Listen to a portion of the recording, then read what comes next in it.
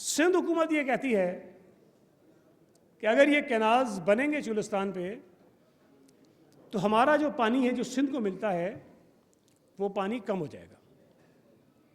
पंजाब ये कहता है, उनकी मंतक और दलील ये है कि नहीं, जो पंजाब का पानी है, जो हमारा हिस्सा है, जितना हमारा हिस्सा बनता है, हम उसी में से ये पानी जो है वो डाइवर्ट करेंगे और चुलिस्तान में ज़मीनों को आबाद करेंगे। अब इसमें एक और मैंने सुना, कुछ नून लीग के लोगों को टीवी पर, वो कह रहे थे कि ये कैनाल जो हैं ये हम दरिया सिंध से थोड़ी निकाल रहे हैं, ये तो सतलज से, इधर से उधर से, हम पता नहीं, और जो इनके साथ में जो दरिया हैं, जो दरिया सिंध में गिरते हैं, हम उसमें से ले रहे हैं।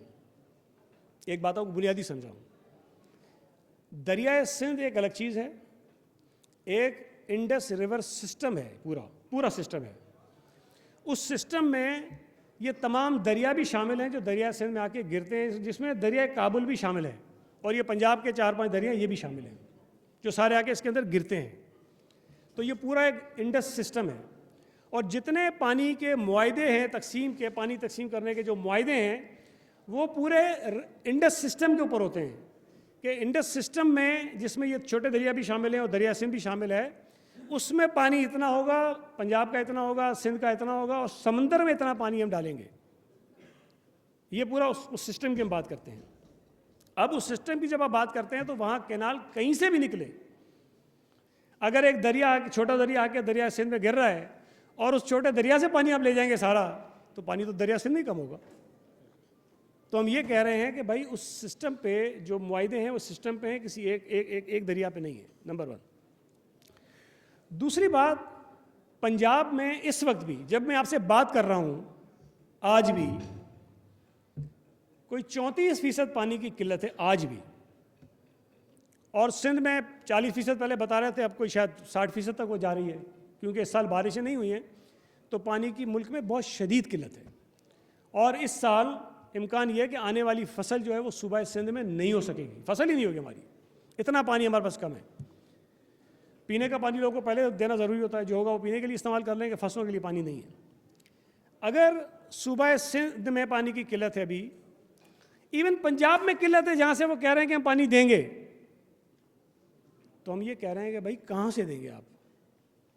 या तो एक चीज़ हो सकती है, पंजाब में पानी की किल्लत है और पंजाब में कोई पता नहीं 1 करोड़ 20 लाख एकड़ ज़मीन आप आबाद करते हैं, इस वक्त आबाद होती है, वो जो ज़मीन आबाद होती है उसमें से कुछ पानी लेके आप चुलिस्तान को दे दें, तो समझ में आती है बात कि भाई मैं ये झेलम का पानी बंद कर दूंगा, मैं गुजरात का पानी बंद कर दूंगा, मैं किसी और शहर का पानी बंद कर दूंगा, वो मैं चुलिस्तान दे दूंगा, तो समझ में आती है कि ये ज़मीनें आप बर्बाद कर देंगे, उसको आप आबाद कर देंगे, तो समझ में आती है।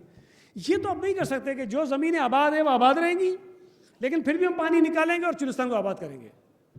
12 लाख एकड़ ज़मीनों को मजाक तो नहीं है, कैसे करेंगे आबाद? तो हो नहीं सकती। इसमें माजी के जो हमारे तजर्बात हैं वो बड़े तल्ख हैं। और ये भी आपको बता दूं, सिंध और पंजाब का पानी का जो झगड़ा है वो अभी से नहीं है, ये कोई 150 साल पुराना झगड़ा है, 150 साल से, 150 साल से ये, एक सेकंड बेटा, एक सेकंड, 150 साल से ये इशू चल रहा है। अंग्रेज़ों के दौर में भी मुख्तलिफ कमीशंस बने, मुख्तलिफ फैसले आए और उनकी वायलेशंस होती रहीं। 91 का जो मुआहदा है उसको मानते नहीं है, वो ज़्यादती है, गलत हुआ था वो सिंध के साथ, हम उसको नहीं मानते हैं, लेकिन हम कहते हैं चलो जैसा तैसा मुआहदा उस पर तो अमल करो। उसमें तो ये है कि मेरा ख्याल है पता नहीं 14 मिलियन हेक्टर फीट या 10 मिलियन है कि इतना पानी आपने समंदर में छोड़ना है, इसलिए कि समंदर में पानी नहीं जाएगा तो समंदर में तबाही फैलाता है, वो पानी नहीं जा रहा है। आप कभी सफ़र करते होंगे कोठरी से हैदराबाद बाईपास पे जाएं तो आपको सीधे हाथ पे उल्टे हाथ पे लगेगा नहीं कि दरिया है, रेगिस्तान लगेगा आपको, रेगिस्तान, असल में वो दरिया होता है जिस पुल के ऊपर से आप गुजर रहे होते हैं। अगर तो पानी होता तो ये रेगिस्तान तो नज़र नहीं आता ना आपको, वहाँ पानी नहीं है। जो हमारे मुखालिफिन हम पे तनकीद करते हैं कि पीपल्स पार्टी सो रही थी, उसको पता नहीं था, वो मिले हुए थे, और जब ये नेशनलिस्टों ने मुजाहरे शुरू किए उसके बाद हम जागे हैं, वो गलत कहते हैं, झूठ बोलते हैं।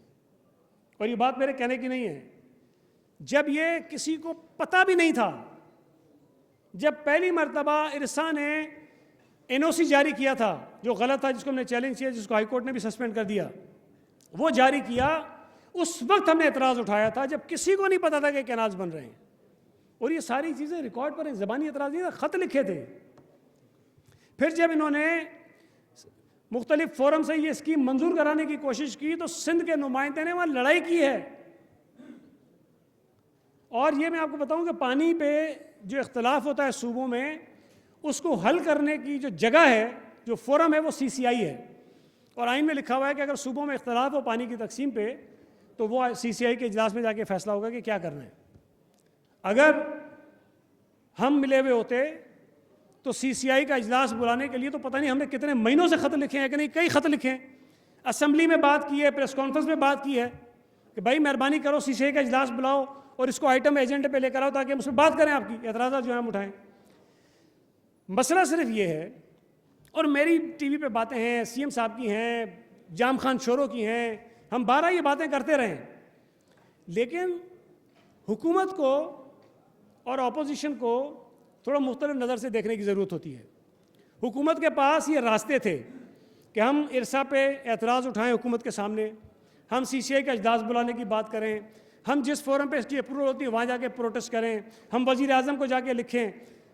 हुकूमत के पास ये चीज़ें होती हैं, अपोजिशन के पास ये नहीं होती हैं। तो जिसके पास जो रास्ता था मैं वो इख्तियार किया।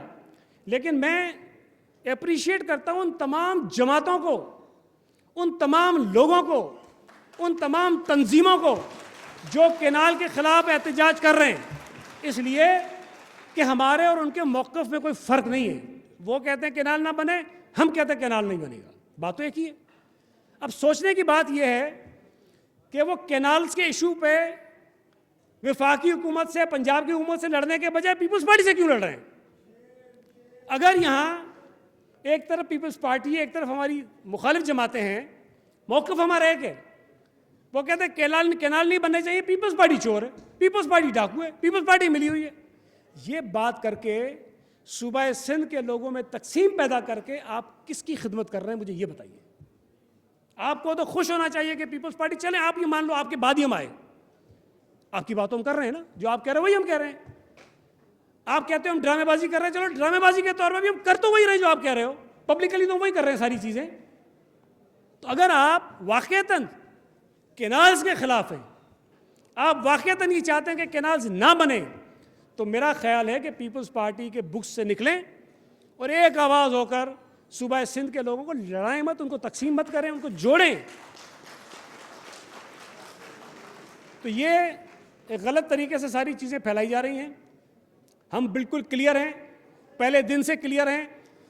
प्रेसिडेंट आसिफ अली जरदारी साहब के लिए कहा जाता था कि उन्होंने कोई मीटिंग हुई, ये कह दिया, वो कह दिया। एक सेकंड, उन्होंने ये कह दिया, मेरे भाई ज्वाइंट सेशन के अंदर खड़े होकर जब प्रेसिडेंट जरदारी वफाकी हुकूमत को ये कह रहा है कि ये जो केनाल्स का मंसूबा है मैं इसके साथ नहीं हूं, तुम सूबों के साथ बैठो, कोई ऐसा मंसूबा जो सूबों को